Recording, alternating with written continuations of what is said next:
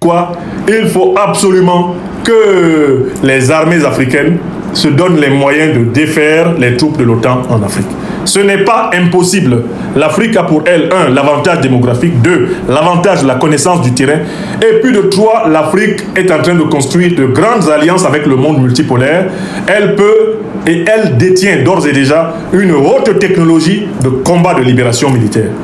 Il ne faut pas hésiter à leur montrer que s'ils veulent éradiquer les Africains ne se laisseront point faire. L'Afrique ne sera pas à la merci de l'Occident, comme la Libye l'a été, comme l'Irak l'a été. Il faut renforcer le dispositif, car ils vont attaquer. Ils vont chercher à bombarder Bamako. Ils vont chercher à bombarder Ouagadougou. Et ils vont chercher à bombarder Niamey. Les bateaux de guerre américains qui ont tiré sur le nord du Nigeria sont tout à fait capables de tirer sur la capitale nigérienne. J'espère que vous savez que la capitale nigérienne se trouve au nord dans la région juste après le nord du Nigeria. Niamey est au sud du Niger, c'est-à-dire proche du nord du Nigeria. Les bombardements à la frontière entre le Nigeria et le Niger sont des provocations américaines contre le Niger et contre l'AES. Il s'agit en réalité de menaces d'agression. Il s'agit d'une progression, d'une gradation dans l'agression contre l'Afrique. On commettrait une erreur de ne pas avoir compris le message de Trump. Il vise les États souverainistes panafricanistes du Sahel. Les autres sont a priori soumis. Les valets qui sont à la tête du Cameroun avec Biya Paul, les valets qui sont à la tête du Nigeria avec Tinubu, les valets qui sont à la tête du Bénin avec Talon, les valets absolus qui sont à la tête de la Côte d'Ivoire avec Ouattara Draman, ou du Sénégal avec Bassirou Diomaye Diakhar Faye, eux, ils accepteront les 4 volontés. Ils accepteront tout naturellement les 4 volontés de Donald Trump, parce qu'il est le patron du bloc impérialiste américain, il est le patron du bloc impérialiste occidental. Ses caprices sont des ordres pour les vassaux africains. Mais alors, la question qui se pose, c'est avons-nous compris que Trump ne sera arrêté que par une force supérieure? L'Amérique recule face à l'Iran parce que l'Iran a montré une force supérieure. Israël recule face à l'Iran parce que l'Iran a montré une force supérieure. L'Amérique n'ose pas attaquer la Corée du Nord parce que la Corée du Nord a montré une force supérieure. L'Amérique est freinée en Ukraine parce que la Fédération de Russie a montré une force supérieure. L'Amérique est freinée à Taïwan, elle est freinée à Singapour, elle est freinée à Hong Kong parce que la République populaire de Chine lui a opposé une force supérieure. Il faut tout faire pour construire, y compris sur la base des alliances du monde multipolaire, une force supérieure pour imposer à Donald Trump la paix. Le respect de la souveraineté africaine. Le bombardement du Nigeria est l'acte de guerre numéro 1 de la tentative de reconquête militaire du continent africain par les puissances occidentales à la tête desquelles les États-Unis d'Amérique. Voilà la vérité qui nous pend au nez. Voilà la vérité de cette opération. Le Nigeria n'a pas eu le loisir d'autoriser ou d'interdire l'agression militaire américaine contre son propre territoire. Les Nigérians, les dirigeants nigérians ont subi. Les dirigeants nigérians ont subi parce qu'ils sont des caniches de l'impérialisme occidental. Ils ont subi parce qu'ils sont complices du plan ourdi par l'OTAN pour tenter de se repositionner sur le Sahel, pour contrôler le golfe de Guinée, contrôler le bassin du Congo, contrôler le bassin du Zambèze et piller ad vitam aeternam les richesses faramineuses du continent africain. C'est ce plan qui est retardé par l'émergence de l'AES. C'est ce plan que l'OTAN veut relancer. Le plan qui a commencé par le bombardement et le saccage, le pillage de la Libye en association avec les groupes de mercenaires terroristes d'Al-Qaïda et de Daesh. C'est ce plan-là qui prévoyait une conquête de l'Afrique selon la logique de la théorie des dominos. On prend d'abord, je vous l'ai dit, je vous l'ai expliqué, une fois de plus, voici une carte de l'Afrique. On commence d'abord, voilà, on commence d'abord par prendre l'Afrique du Nord, par le bombardement de la Libye. Toute l'Afrique du Nord est fragilisée. Entre-temps, on pille, on vole le pétrole libyen.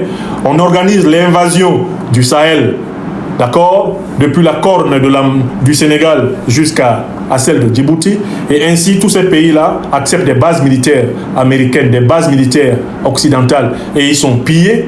Ensuite, on descend sur le golfe de Guinée, qui est aujourd'hui la région maritime la plus riche de la Terre. On y organise des instabilités, on y arme des mouvements sécessionnistes, et sous couvert de lutter contre le terrorisme, on positionne des navires de guerre dans le golfe de Guinée, qui permettent désormais de bombarder où on veut, dans tout le golfe de Guinée, dans toute l'Afrique centrale, et maintenant de rapprocher les bombardements des pays de l'Alliance des États du Sahel qui résistent à l'impérialisme américain. On a armé ici, en Afrique de l'Est, le Rwanda et l'Ouganda pour attaquer l'immense République démocratique du Congo. On arme Kagame, on arme Museveni, ils y envoient des milices qui mettent la République démocratique du Congo à feu à sang, et on impose au vassal Tshisekedi de signer des accords de paix qui consistent dans le partage des ressources stratégiques faramineuses de la République démocratique du Congo, sous l'égide des États-Unis, avec le Rwanda et l'Ouganda, et seulement les miettes pour le peuple congolais réduit en esclavage sur son propre sol. C'est ce modèle qui a été déplacé jusqu'ici au Mozambique, là au Mozambique, ici, en Afrique de l'Est. Ils ont envoyé Al-Qaïda et Daesh là-bas, dans la région de Cabo Delgado, qui est une région qui regorge de pétrole, qui regorge de gaz. Ces gens-là sont allés semer la terreur là-bas, et en échange, ils ont proposé le soutien à la lutte antiterroriste de l'armée rwandaise, le soutien à la lutte antiterroriste de l'OTAN, et c'est ainsi que Total et tous les groupes américains ont obtenu à très vil prix l'exploitation du gaz et du pétrole mozambicain. Et leur ambition, c'est de finir par casser l'Afrique du Sud. Pays où l'ANC demeure solidaire, ce qui énerve terriblement les impérialistes occidentaux du peuple palestinien. Il s'agit de casser l'Afrique du Sud, premier producteur d'or africain, comme on veut bien sûr contrôler l'ensemble du territoire. C'est ce plan-là qui a été freiné lorsque les 3 pays de l'AES ont construit la muraille, la digue, la forteresse. Ils ont stoppé la mise en application du plan qui avait été conçu sous Obama Clinton, le plan de recolonisation de l'Afrique. Ce sont eux qui ont construit ce qu'ils appellent l'Africom, le commandement militaire africain pour l'Afrique. C'était pour ce plan. Et c'est ce commandement militaire africain pour l'Afrique qui coordonne les opérations d'agression, de bombardement, à partir de missiles placés sur des bateaux dans l'océan Atlantique, maintenant contre l'Afrique. C'est une menace de guerre permanente et ouverte qui pèse désormais telle une épée de Damoclès, une menace sur tous les pays du Golfe de Guinée, qui sont désormais braqués par les navires de guerre américains. Menace sur l'Angola, menace sur la République démocratique du Congo, menace sur la Guinée équatoriale, menace sur le Gabon, menace sur le Cameroun, menace sur le Tchad, la République centrafricaine, menace sur le Nigeria, menace sur le Bénin, menace sur le Togo, menace sur la Côte d'Ivoire, menace sur le Ghana, menace sur le Libéria, menace sur tous les pays là qui sont dans le Golfe de Guinée jusqu'au Sénégal. Les navires de guerre américains sont là pour dire, si vous ne faites pas nos 4 volontés, si vous ne donnez pas les marchés de l'or, les marchés du pétrole, du gaz, du cobalt, de l'uranium à nos entreprises, nous allons vous bombarder. Vous venez de comprendre l'un des secrets de l'hégémonie du dollar? Si tu ne fais pas les 4 volontés, du deep state américain, qui a besoin de contrôler toutes les ressources stratégiques, toutes les terres rares de la Terre, alors on va te bombarder. Tu seras déstabilisé et on va piller tes ressources à travers des valets qui vont être installés au pouvoir à ta place. Comme on l'a fait maintenant en Libye, comme on le fait en République démocratique du Congo, comme on le fait au Soudan. On détruit le pays, on intronise de misérables petits valets qui n'ont aucun pouvoir et on le pille. Comme on l'a fait en Irak, comme on fait en Afghanistan, comme on le fait en Syrie. On connaît le modèle, n'est-ce pas? Mais l'Afrique a l'avantage d'avoir compris à temps ce que Donald Trump prépare contre elle. Il faut donc répondre de manière extrêmement précise et courageuse à cette menace criminelle. C'est notre responsabilité, c'est la bataille de la souveraineté africaine. Je vous remercie de partager cette deuxième alerte. À partir de l'article de l'Humanité que nous avons lu, nous avons parfaitement compris de quoi il est question dans cette histoire. Et il s'agit ni plus ni moins que d'un plan de recolonisation, ni plus ni moins que d'un plan de recolonisation du continent africain. C'est de cela qu'il est vraiment question. Et il faut faire face. J'ai déjà dit, nous restons saisis de la guerre impérialiste ouverte par Donald Trump contre l'Afrique. C'est une guerre impérialiste désormais ouverte. Ce n'est pas autre chose.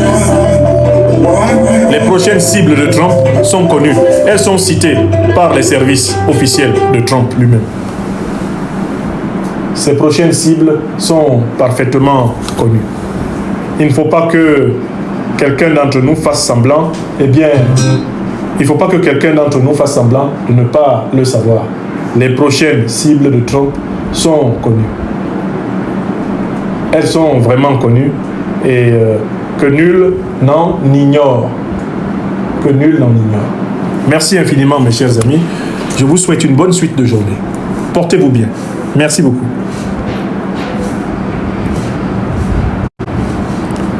Une fois de plus, mes salutations de la capitale malienne, capitale d'Afrique des libertés, Bamako.